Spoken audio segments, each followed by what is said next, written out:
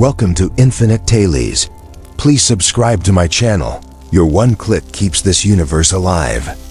Folded hands, even if it was just for a little while. Night fully claimed Delta Pay 3, the forest alive with unfamiliar sounds that would have terrified Luna only hours ago. Now wrapped in the warmth of the fire and the steady presence of the human beside her, those noises felt less like threats and more like background music to a strange, unexpected calm. Cameron finished his meal and leaned back against a fallen log, hands folded behind his head. Tomorrow, I'll start on the shelter.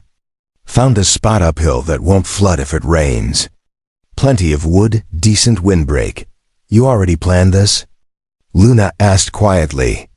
Yeah, he said with a shrug. No point waiting around feeling helpless. That word helpless stuck with her. Vexarian doctrine taught that survival was a waiting game. Hold position. Preserve resources. Endure. Yet Cameron hadn't endured anything.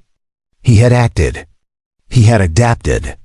Luna glanced at her wrist display again. The numbers still there, still grim.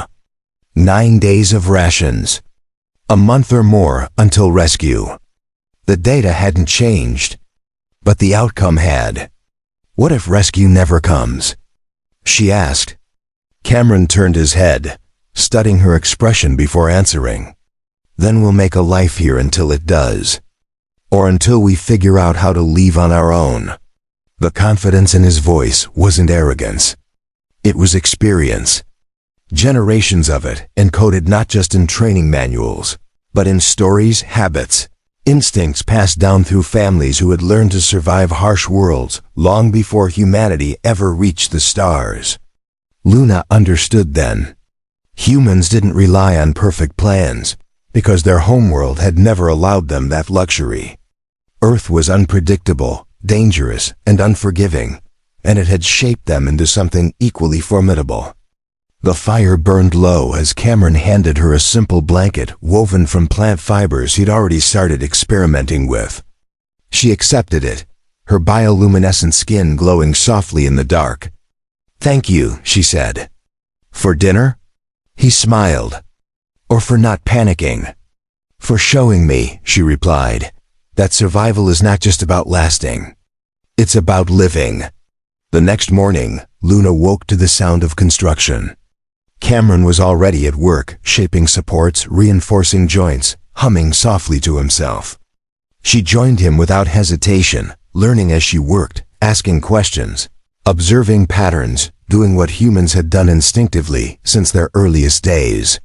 When the rescue signal finally reached them 26 days later, the responders found not two desperate castaways clinging to a wrecked pod, but a functioning camp, stocked food caches, a stable shelter, and two beings very much at ease with their surroundings.